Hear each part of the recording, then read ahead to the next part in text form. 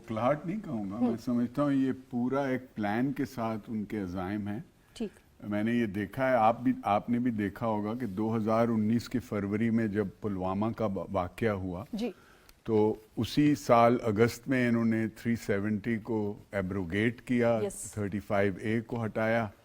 तो ये एक प्लान चीज़ होती है, एक पैटर्न है। पिछले 11 साल से ये हुकूमत जो बीजेपी की, मैं समझता हूँ जो बेसिकली आरएसएस की आइडियोलॉजी पे बेस्ड गवर्नमेंट है, आप देखें जब भी कोई ऐसा मकाम आता है, चाहे वो इलेक्शन के दिन हो या जैसे ये अब आजकल इंडस वाटर ट्रीटी के पीछे पड़े हुए हैं जी। 1.5-2 साल से, तो ये एक प्लान ऐसा है जो मैं समझता हूँ बड़े वाज़े तौर पे नज़र आता है।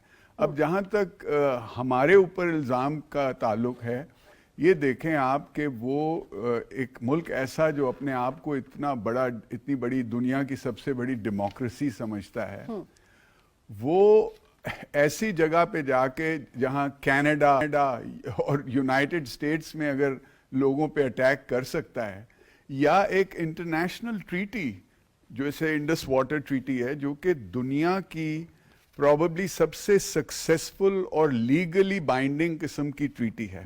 और मुल्कों में भी अपर राइपेरियन, लोअर राइपेरियन में दरमियान में ट्रीटीज होती हैं, लेकिन वो बिल्कुल म्यूचुअल, उनका लीगल स्टैंडिंग बहुत कम होती है। ये एक ऐसी चीज है जिसके पीछे वो कुछ अरसे से पड़े हुए हैं।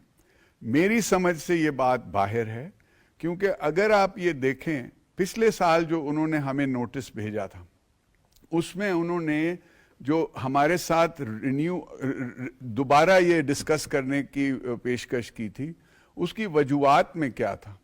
एक तो क्लाइमेट चेंज है, एक जी हमारी आबादी बहुत बढ़ गई है, तीसरी चीज जो है कि वो जो हमारे जो वो हैं कमिटमेंट्स हैं टुवर्ड्स क्लाइमेट चेंज, वो हम पूरे नहीं कर सकते। लेकिन जो सबसे आखिरी और बड़ी इंटरेस्टिंग चीज है कि टेररिज्म जो है वो हमें इसको इम्प्लीमेंट करने से रोकता है। जरा आप अंदाजा लगाएं, ये आज की बात नहीं है, 1.5 साल पहले ये